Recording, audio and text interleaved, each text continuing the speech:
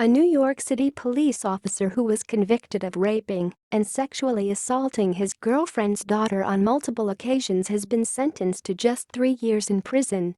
Valdemar Krull, 39, was facing up to 21 years behind bars after a jury found him guilty on multiple counts of rape, sexual abuse, and committing a criminal sexual act along with a single count of endangering the welfare of a child on 3 incidents.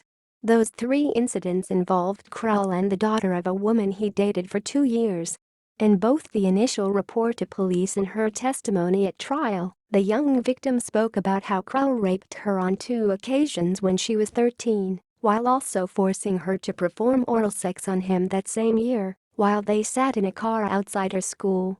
Krull had just taken the girl to her father-daughter breakfast when he forced her to engage in the sexual act with him, according to the complaint.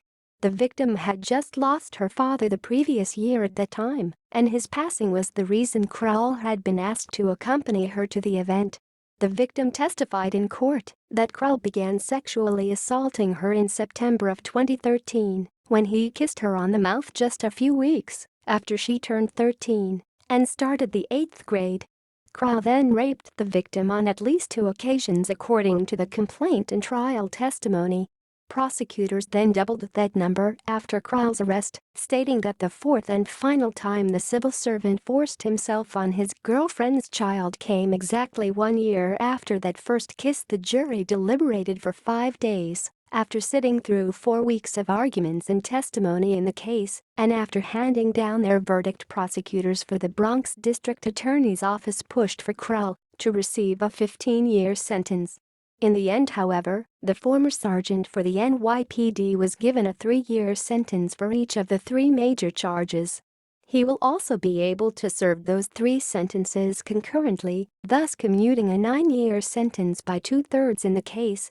Krull will also have to register as a sex offender and will be supervised and monitored for a 5-year period after his release. Roger Blank, who is representing Krull in the case, seemed content with the sentencing decision in court on Monday. He had previously pointed out that, while he accepted the jury's decision back in January, he did not believe there was enough forensic evidence in the case to convict his client. Blank and the defense also played up Krull's many years of service, spending 12 years in the force, starting with posts at the 46th Precinct in the Bronx and the 108th Precinct in Queens, before moving to the Midtown North Precinct in Manhattan.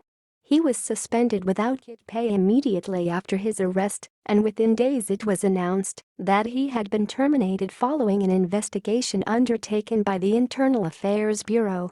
It was only 2 months prior that Krull had been publicly lauded by the precinct, who posted a message on Twitter congratulating him for busting up a bank robbery.